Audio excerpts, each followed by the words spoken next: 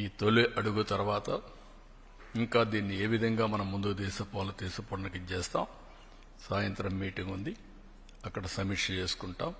అక్కడ మీరందరూ ఉంటారు కాబట్టి అప్పుడు మీ అందరికి కూడా తగిన సమాచారం రిమైనింగ్ అంతా ఇస్తాం. With this I'm thanking all of you.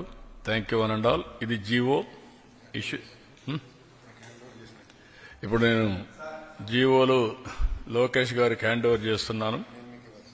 మీకు ఇవ్వాలి, మీది కాదు, మేము డబ్బులు ఇచ్చేది మీరు కాదు, మీరు అమలు చేసేది మీరు.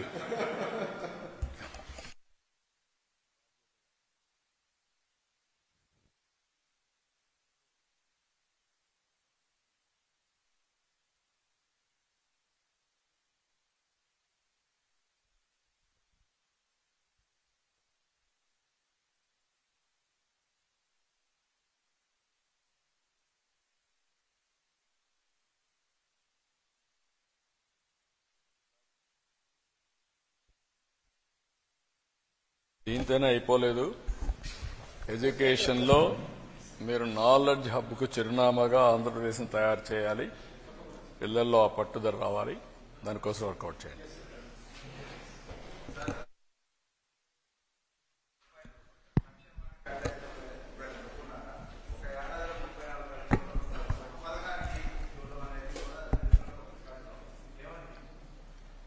మీరు భారతదేశ చరిత్రలో మీరు ఒక్కసారి ఆలోచిస్తే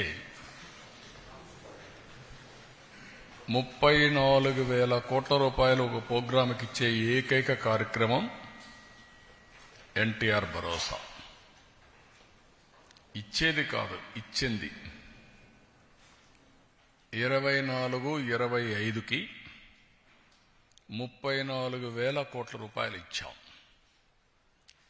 నేను పెంచిన పింఛను ఏప్రిల్ నుంచి ఇస్తానని బకాయిలతో సహా ఏప్రిల్ నుంచి పింఛన్లు ఇచ్చి, ఈరోజు చరిత్రలో మీరు చూస్తే 3,000 నుంచి 4,000 ఒకేసారి పెంచాం. విడతలు కాదు, సంవత్సరం నేను పెంచుకుంటూ పోతాను కాదు, ఒకేసారి పెంచడం. 2, 500 రూపాయల నుంచి 3,000 రూపాయలు దివ్యాంగులకు చేశాను. 3,000 నుంచి 6,000 చేశాను. అంటే ఎన్ని రెట్లు? 12 రెట్లు. That is our commitment. Kidney patients, లేకపోతే కొంతమంది బాగా డిఫంక్ట్ అయిన వాళ్ళందరికీ 10,000 రూపాయలు నెలకు, సంవత్సరానికి 1,20,000 రూపాయలు. బెడ్కే పరిమితమైన వాళ్ళకి 15,000, అంటే 1,80,000 రూపాయలు ఆ ఫ్యామిలీకి ఇస్తున్నాం. ఇది నేను అడుగుతున్నా విజ్ఞులందరినీ.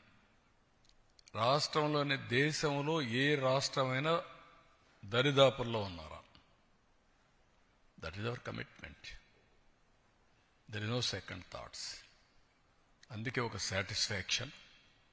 పేరు కూడా పేదల సేవలో పెట్టి ఎక్కడ కూడా అజాగ్రత్త లేకుండా మొదలు తారీఖున ఇంటింటికి వెళ్ళి వాళ్ళు ఎక్కడుంటే హాస్పిటల్లో ఉంటే హాస్పిటల్లో, నరేగా పనులు చేసుకుంటే అక్కడ, బంధువుల ఇంట్లో వీళ్ళకి ఇవ్వడం, ఏదన్నా ఓల్డేజ్ హోమ్లో ఉంటే అక్కడ కూడా తీసుకుపోవడం. అంటే ఎక్కడ ఉంటే అక్కడ తీసుకుపోయి డబ్బులు ఇవ్వడం అనేది.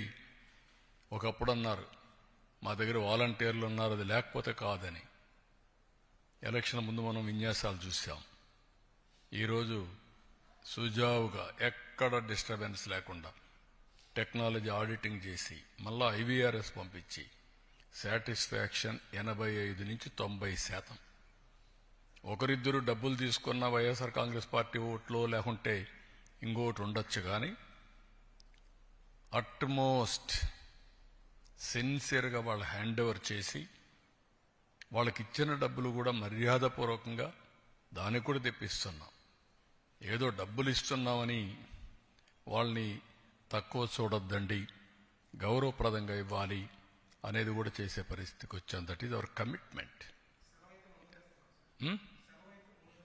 ముందు రోజు ఇస్తున్న సెలవు అయితే 1 డే ముందు, ఎప్పుడో జరిగాయండి ఇవన్నీ. That is our commitment. ఆ కమిట్మెంట్ నెరవేరుస్తున్నాం. మీరు చెప్పినట్టు ఒక ప్రోగ్రాంలో ఒక రోజు 10,000 కోట్లు, 67 లక్షల మంది పిల్లలకి. అయితే ఈ డబ్బులు కూడా మనం ఇచ్చేది ప్రజలు కూడా ఆలోచించుకోవాల్సిన అవసరం ఉంది. ఈ డబ్బులనేదో వచ్చింది కాబట్టి ఖర్చు పెట్టేద్దామని కాకుండా, నేను ఏదైతే మాట్లాడుతున్నానో మీరు శాశ్వతంగా పేదరికం నుంచి పైకి రావడమే కాకుండా ఆర్థిక పరిస్థితులు మెరుగుపరుచుకొని మీరు కూడా బెటర్ లివింగ్ స్టాండర్డ్స్కి రావాలి. దాన్ని కూడా గైడ్ చేస్తాం. వెల్ఫేర్ అనేది ఎంపవర్మెంట్కి దారితీయాలి. అంతేగాని వెల్ఫేర్ అనేది ఎప్పటికీ ఆధారపడే పరిస్థితి రాకూడదు. అలాంటి దానికోసం శ్రీకారం చుడతాం. Will work it out how to guide them.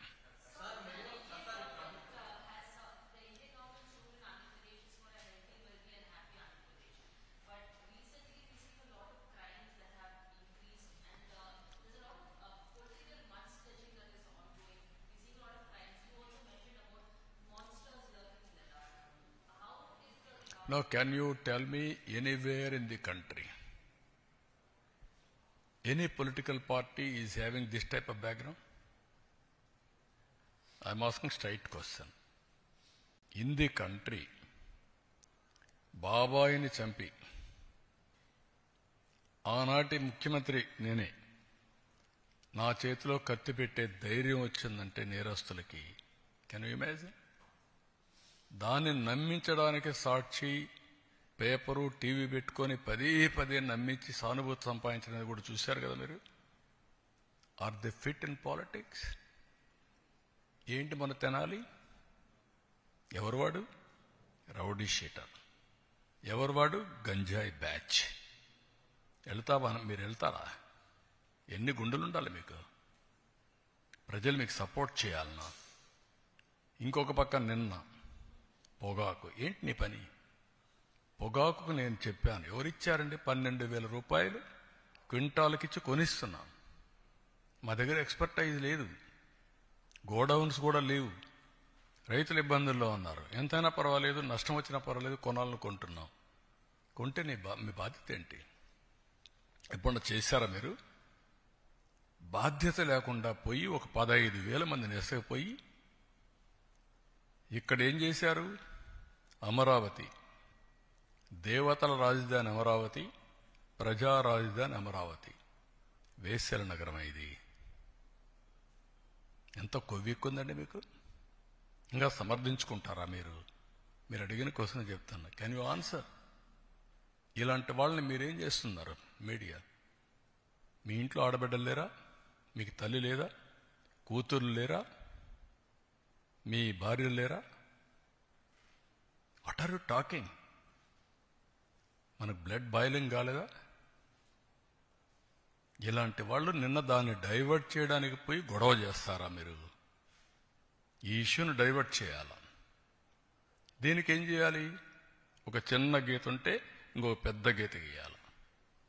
అంటే పోయి 15,000 మందిని పెట్టుకొని రౌడీజం చేస్తారా?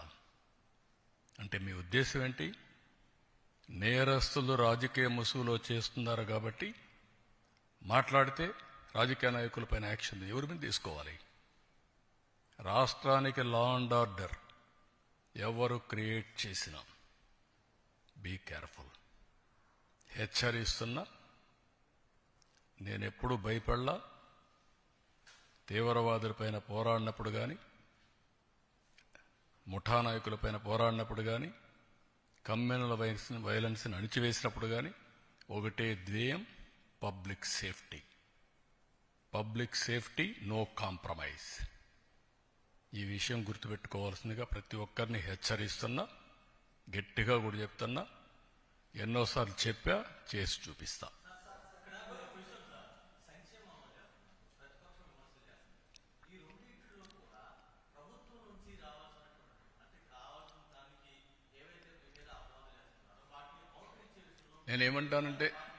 నేనేమంటానంటే లాజిక్ లేని వాళ్ళు, కనీసం ఒక పద్ధతి లేకుండా విమర్శిస్తే దానికి మీనింగ్లెస్. నేను అడుగుతున్న సమాధానం, నేను నలుగురు పిల్లలకి ఇస్తున్నాను కదా, మీకంటే 3-4 వేల కోట్లు ఎక్కువ ఇస్తున్నాను కదా, 12,000 కోట్ల రూపాయలు ఎక్కువ ఇచ్చాను కదా, ఒక ఎన్టీఆర్ భరోసాలో అన్నా క్యాంటీన్లు పెట్టాం కదా, 6,500 కోట్లు అదనంగా నేను రైతుకు ఇస్తున్నాను కదా, అదే సమయంలో 90% డ్రిప్ ఇరిగేషన్ ఇచ్చాను కదా, అదే సమయంలో ఎక్కడ ఎంఎస్పి ప్రాబ్లం ఉంటే అక్కడ కొంటున్నాం కదా, కోకో కొన్నాం కదా, మ్యాంగోకు 4 రూపాయలు కేజీకి ఇస్తున్నాం కదా, పొగాకు కొన్నాం. ఇవన్నీ కూడా మీరు గుర్తుపెట్టుకోవాల్సింది. కొంతమందికి విష ప్రచారం చేసి, రౌడీజం చేసి, దౌర్జన్యం చేసి పెత్తనం చేయాలనుకుంటున్నారు. ఆ ఆటలు నా దగ్గర సాగవు. నేను ఐఎమ్ వెరీ క్లియర్. మళ్లీ చెప్తున్నా, మీ ద్వారా ప్రజలకు కూడా చెప్తున్నా, ఇంతవరకు నా మంచితనాన్ని చూశారు. తోక తెప్పితే మాత్రం పబ్లిక్ సేఫ్టీ కోసం ఎవరిని ఉపేక్షించను. అందరికీ గుణపాఠం ఉంటుంది.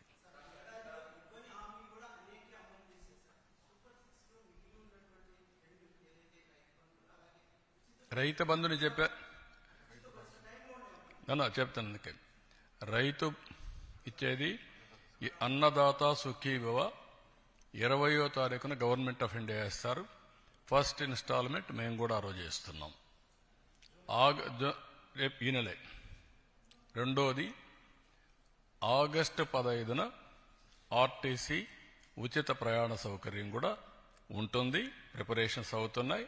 ఆ రోజు లాంచ్ చేస్తున్నాం. ఆడబిడ్డనిది P4కి లింక్ చేశాం. ఉద్యోగాలు పెద్ద ఎత్తున ప్రయత్నం చేస్తున్నాం. స్కిల్ డెవలప్మెంట్గా నిరుద్యోగులుంది లింక్ చేస్తాం. కాబట్టి 6 సూపర్ 6 అయిపోయినాయి. గుర్తుపెట్టుకోండి. ఇంకెవడన్నా సూపర్ 6 మాట్లాడితే అతనికి నాలుక మందం తప్ప ఇంకోటి కాదు.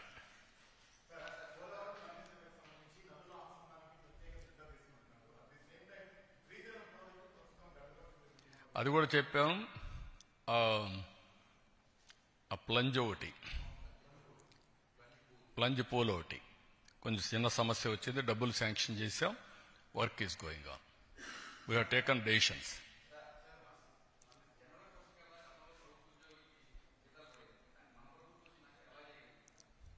నేను ఒకటి కాదు, మీరు గుర్తుపెట్టుకోవాల్సింది, ఇబ్బందులు చాలా ఉన్నాయి. దిగమింగి అనునిత్యం రోజుకు 1 గంట అయినా నేను ఫైనాన్స్లో కూర్చొని మాట్లాడుకుంటున్నాం. ఏ విధంగా చేయాలని అన్నీ ఆలోచిస్తున్నాం. అది కూడా ఒక రైట్ టైంలో మీతో మాట్లాడతాను. ఒక 11 సీట్లతో బుద్ధి చెప్పిన తర్వాత కూడా బుద్ధి మారకుండా ఏ విధంగా వీళ్ళు అడ్డపడుతున్నారో రైట్ టైంలో I will place before you with documentary evidence. అది ప్రజాద్రోహం. నేను ఆస్తులు తాకట్టు పెట్టడంలా, మద్యం ఆదాయాన్ని తాకట్టు పెట్టడంలా, కానీ ఒక క్రెడిబిలిటీతో ఎక్కడ కూడా సంక్షేమం ఆగకూడదు. అభివృద్ధి ఆగితే ఆదాయం తగ్గిపోతుంది. 2 బ్యాలెన్స్ చేయడానికి సమాంతరంగా తీసుకుపోతున్నా. దాని మీద ఎన్ని ఆటలాడాలన్నీ ఆడుతున్నారు. రైట్ టైంలో మీకు చెప్తున్నా. ఈరోజు అందుకనే జీతాలే కాకుండా పెన్షన్లు కూడా రైట్ టైంలో ఇస్తూ అందరినీ ఎక్కడికక్కడ చెప్పిన హామీలు ఎవరికి ఏ ఇబ్బంది లేకుండా చేస్తున్నాం. ఈవెన్ ఇన్ఫ్లేషన్ కూడా మనది లోయెస్ట్. మీరు ఆ విషయం కూడా గుర్తుపెట్టుకోవాలి. Thank you.